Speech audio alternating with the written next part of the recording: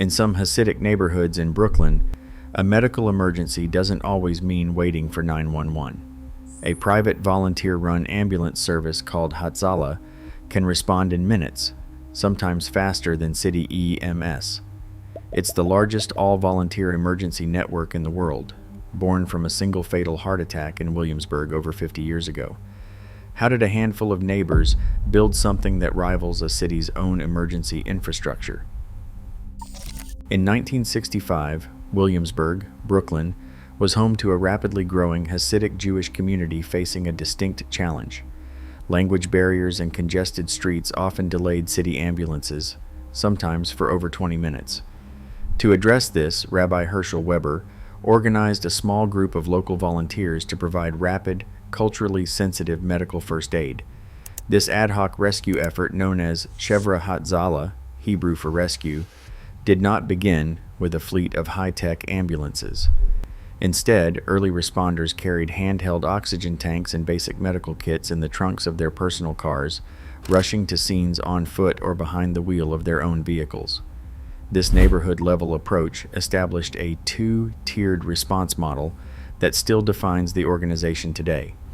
A nearby volunteer, alerted by two-way radio, would arrive within minutes to stabilize the patient, while a standard ambulance was called for transport. Over the next several decades, this localized grassroots initiative expanded far beyond Williamsburg. Today, Hatzala operates as a network of independent, community-funded chapters spanning dozens of cities across the United States and international communities. Operating as certified 501c3 nonprofits, these chapters rely on state-certified emergency medical technicians who live and work within the neighborhoods they serve, ready to deploy at a moment's notice to assist their neighbors. According to community histories, the event that prompted the service was the death of a resident who suffered a heart attack while waiting for an ambulance. While the precise circumstances of this tragedy are not independently verified in public records, the story reflects a documented reality in the mid-1960s, when municipal response times to Williamsburg routinely exceeded 20 minutes. To address these delays, the neighborhood drew on core religious principles. The first is chesed, a Hebrew term for loving kindness, and the moral responsibility to care for one's neighbors. Even more central is pikwach nefesh, the Jewish theological directive that saving a life overrides almost every other religious law. Because of pikwach nefesh, volunteers can legally and spiritually bypass traditional Sabbath restrictions to perform emergency medical acts. This ethical system works hand in hand with cultural familiarity. In a tight-knit Orthodox neighborhood, having emergency responders who speak Yiddish, understand religious modesty guidelines, and respect family structures offers immediate reassurance. This cultural familiarity works alongside municipal services, offering an added source of trust rather than suggesting that outside paramedics cannot care for patients properly. Every Hatzala volunteer responder must earn and maintain the exact same state emergency medical technician or paramedic certifications required of city EMS personnel. These volunteers undergo dozens of hours of initial training, followed by mandatory, state-approved continuing education and skills drills under the oversight of board-certified physicians. A typical responder might be working at a local business, studying, or spending time with family when an emergency alert sounds on their two-way radio or smartphone application. Because they live and work directly in the neighborhood, the closest volunteer can deploy immediately, carrying a primary trauma kit, oxygen, and an automated external defibrillator. The local Hatzala dispatch center coordinates these movements, mapping out which volunteer is closest to the scene. When a responder arrives, they begin stabilizing the patient and immediately establish communication with their dispatch hub. In serious cases, the volunteer provides urgent initial treatment while a transport unit is mobilized. Because Hatzala functions as a supplement to the municipal 911 system rather than a replacement, the eventual transport to a hospital relies on direct coordination with city paramedics or the fire department. During one documented emergency in Brooklyn, a volunteer EMT stabilized an elderly patient suffering from severe respiratory distress. When the FDNY ambulance arrived, the volunteer delivered a concise medical report, transferring vital signs, treatment administered, and patient history to the city crew. This structured handoff is essential. City EMS personnel confirm that these protocols allow municipal crews to assume responsibility without losing track of patient vitals or details. The volunteer then returns to their daily routine, while the patient is transported under the care of the municipal system.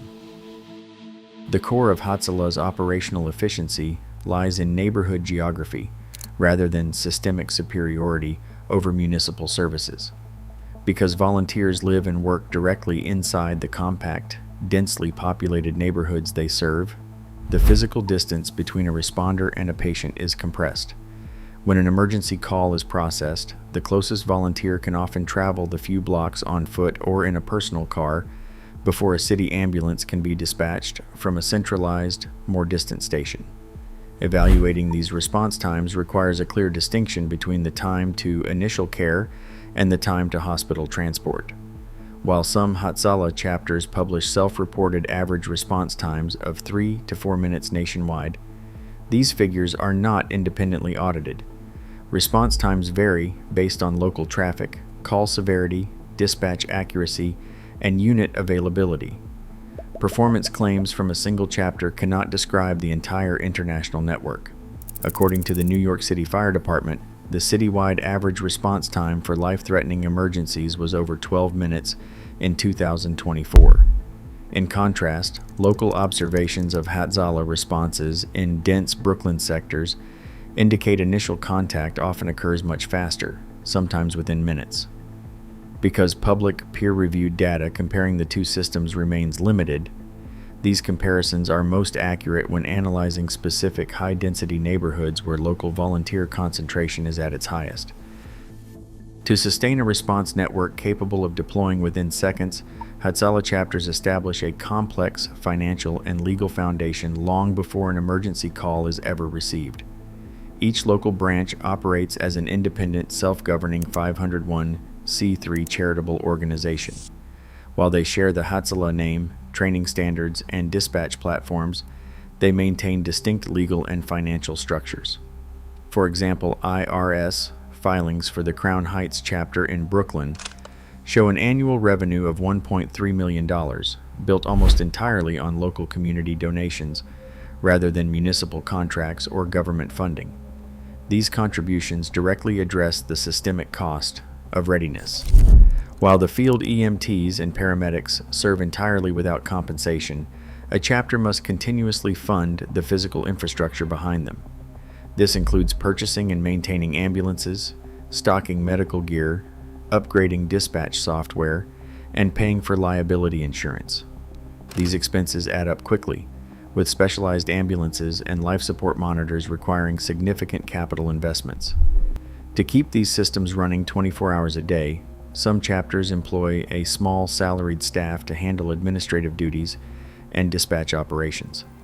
Because of this decentralized, self-funded framework, expanding the network into a new territory is a major undertaking. It is not managed by a central corporate office, but must rise from the ground up.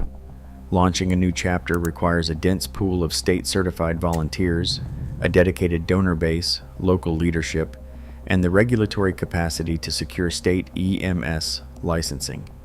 This ensures that Hatzala's growth remains tied directly to the financial and physical commitment of the specific neighborhood it is built to protect. As public emergency systems face rising strain, Hatzala offers a vital blueprint for local resilience. It proves that dedicated neighbors can supplement municipal infrastructure. The future of emergency care may depend on this exact blend of public duty and trust. Share your thoughts in the comments.